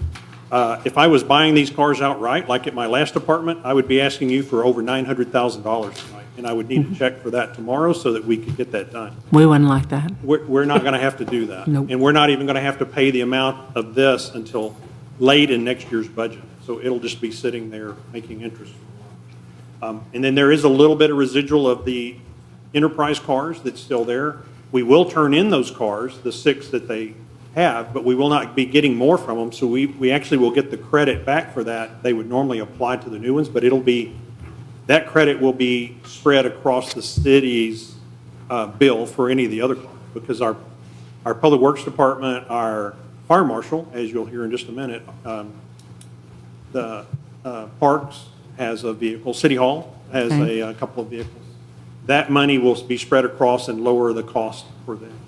But we're trying to be as fiscally responsible for our citizens as we can, but also to keep our officers safe and our citizens safe, and to be more visible in the changes that we're doing. And those changes are not of any great cost. Each car, the cost to do those markings is maybe $150 or $200 more to do the reflective markings from what we would have paid. And in my opinion, it's it's well worth it to try to help protect the officers and the citizens and to let everybody know. As I always say, if you can see the car, citizens are going to see that car go down the street and go, hey, there goes a police car. Well, so do the bad guys.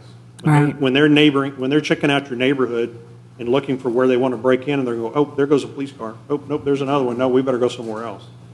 That's what we're trying to do. We're sending them all over to that little city that starts with an A down there. Yeah, that's right. You said that out loud. Okay, thank you. Any other discussion? Chief? Yes, sir. The uniform vehicles are going to be all pretty much black with the reflective lettering, and that's where we're going as the new standard. The correct? patrol, the patrol cars? Yes, sir. Yeah. The standard's going to be black for everything. Even the Yes. CID Tahoe will be black. His will be black. If for some reason, let's say we had a catastrophic loss of one of these new cars, with his being black and already marked, all we have to do is put the light bar on it and add a cage, a prisoner cage in the back, and it can become a patrol car pretty quick. And that's my idea of trying to have it where we could flip a car if we needed to. We don't want to have to do that, but we could. We could take his car, put it in service. He could drive my car, I can drive my own car, and then whenever we get something to replace it, then it's back. But the most important thing to me is cars on the street for the patrol guys. That's the officers that you see driving around is the most important part, and that's what all of these will be. Perfect. And everything will be black. Thank you, Chief. Uniform vehicles, uniform markings, and high visibility. Perfect, that sounds great. Okay, to clarify, the request for funding is included in the proposed budget that we just discussed, is that? Yeah.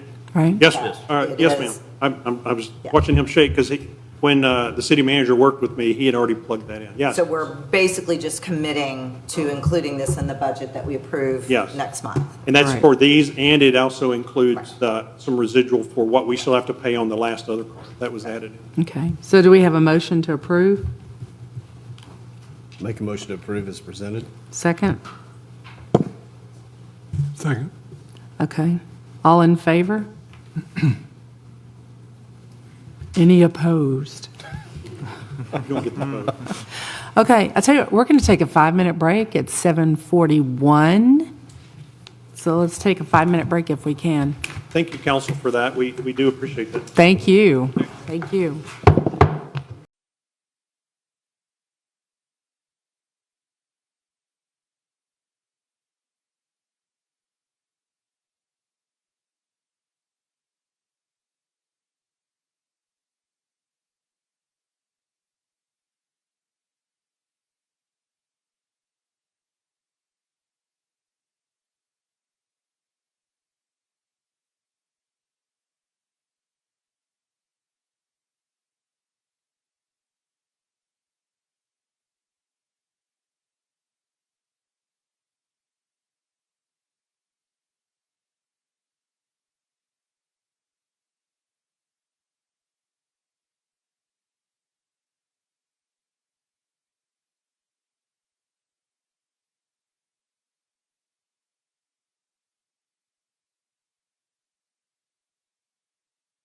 Wednesday was.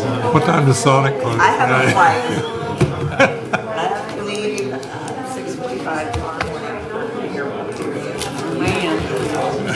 Okay, is this back on? 7:46, we're back. Everybody ready? Okay, next, we're going to have the discussion action for approval of 2 replacement vehicles for the fire marshal's office. I do want to ask you to explain to everyone else, I've had, as I called you today and told you, I've had 4 questions that we have ESD. So give me the distinction again, because you did it for me. I'd like for everyone to be able to hear that.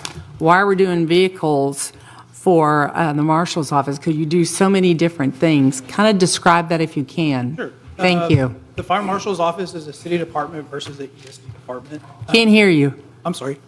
Is it on? Is it better? Hello? There you go. Now you got you. Go ahead, I'm sorry. So the fire marshal's office is a city department. We're part of the city, just like every other department, like the police department. Within the fire marshal, we take care of fire marshal duties. It would be fire investigations. We do plan reviews. We do initial inspections for new businesses, CO inspections, acceptance testing on fire suppression systems, fire alarms. We also do code enforcement and emergency management. Perfect. And you guys are all certified commissioned peace officers as well? Correct. We hold fire certifications, EMS certifications. Good deal. And Just want everybody to know. peace officer as well. And then multiple certifications within those fields. Perfect. I'm sorry, go ahead with your report. That's okay.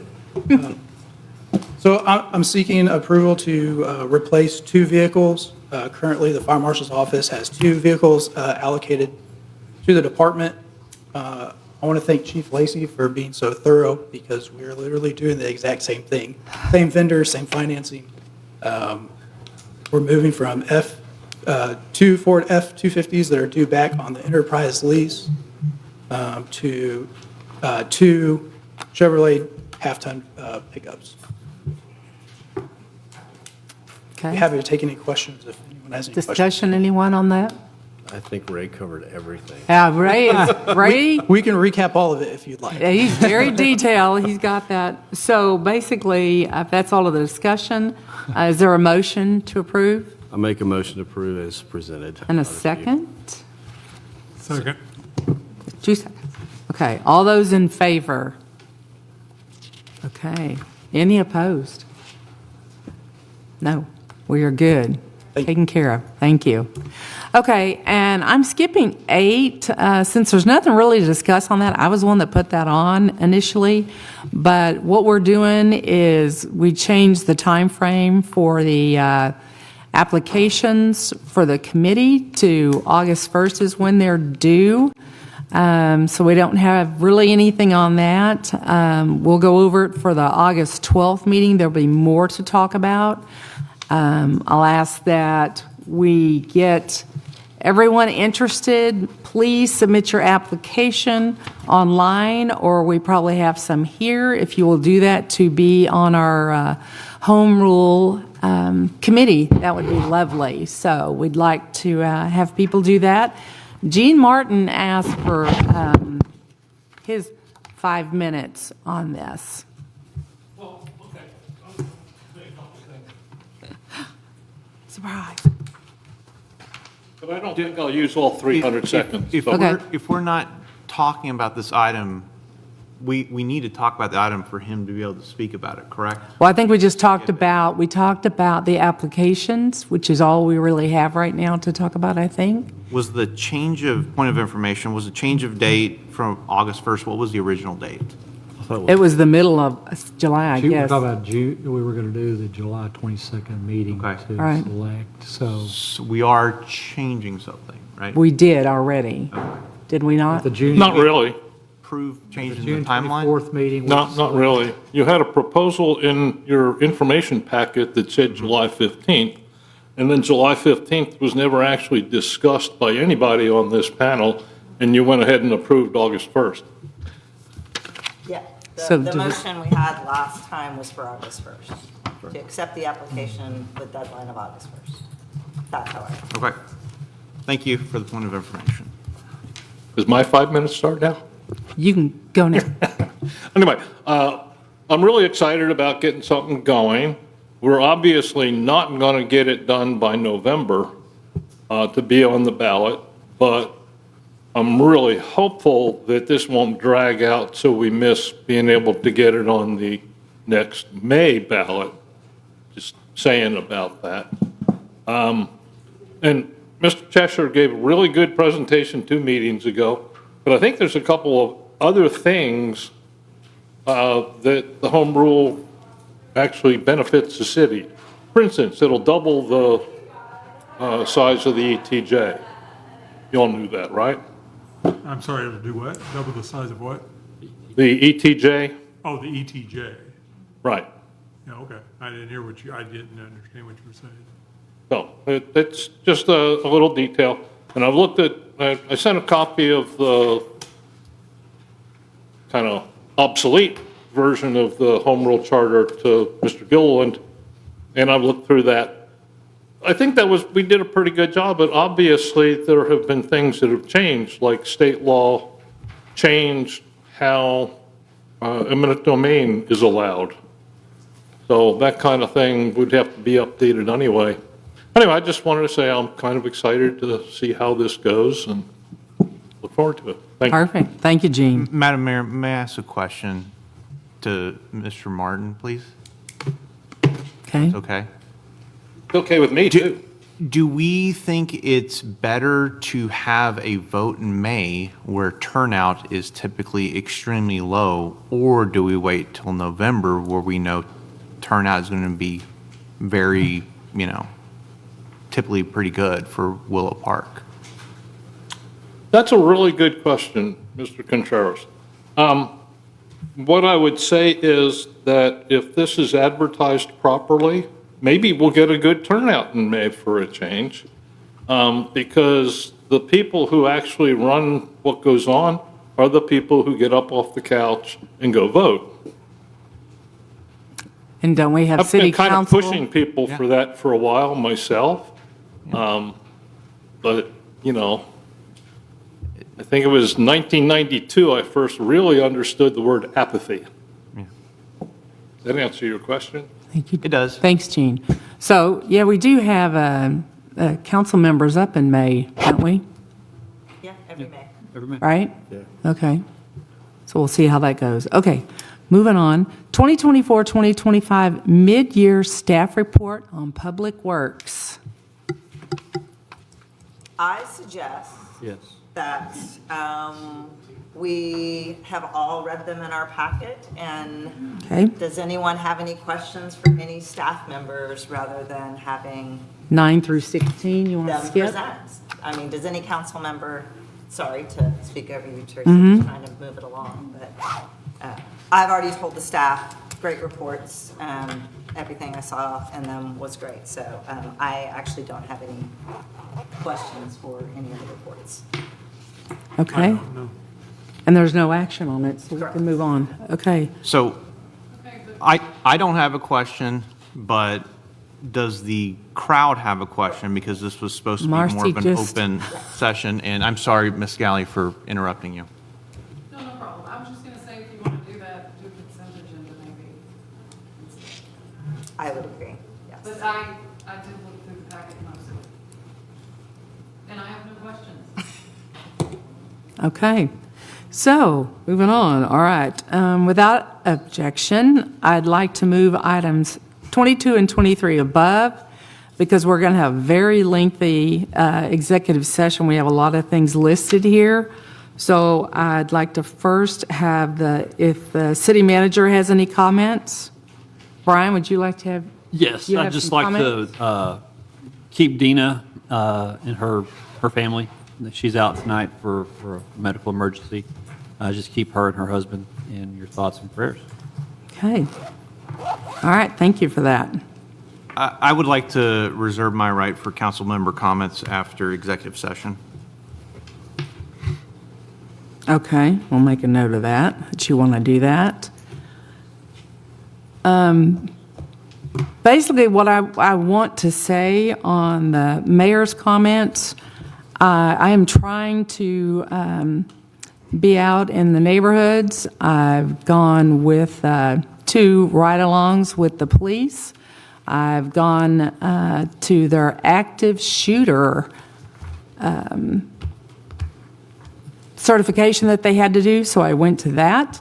Michelle took me for like a 2-hour ride to show me all our water resources, which was great. She showed me the lift stations, which is a very nice name for that. So we did the lift station. So I really appreciate her driving me around. We have a new director at Texas Health. I'm meeting her this week and riding with Bryson and Stacy to show me around the neighborhoods. So those things I really appreciate. And I am going on the 17th for mayor training, which is pretty exciting. So I'm going to San Antonio for that. So now what we want to do is we're going to go into executive session. We have section 551.071, consultation with attorney on City of Willow Park versus Half and Associates. If we have any updates, we're going to have Section 551.071 again, consultation with attorney on Section 551.987, economic development negotiations, Clarion Development. Then 19, we're going to have Section 551.071, consultation with attorneys, Section 551.87, economic development negotiations on Dean Ranch Development. On 20, we are going to have Section 551.074 on consultation with city attorney on Section 551.076, deliberation regarding security devices and security audits, City Hall safety and security.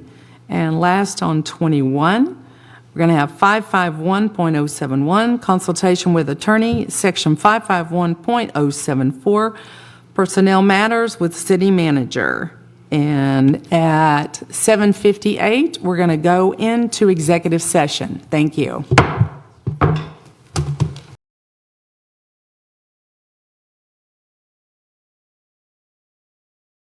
Okay, so number 17, we have no action. 18, no action. 19, no action. And 20, we have a motion on our deliberation regarding security devices, our security audits, City Hall safety and security. Sean? I'll make a motion that we approve funding to update City Hall security systems and not to exceed $10,000. Second. Second. All right, all in favor?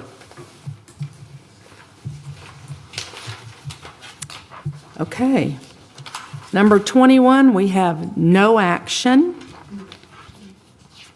And we're adjourned for the evening. Move we adjourn? Oh. Eric had, No, I reserve the right. I'm not going to. I would like to request one item added to the agenda for the 22nd. If we could have a reassessment of Mayor Pro Tem and alternate Mayor Pro Tem at that meeting, I would appreciate it. So if we could add that to the agenda at the beginning, I'd appreciate it. Okay, anything else? That's it. That's it. Okay, 10:03, we're adjourned. Thank you.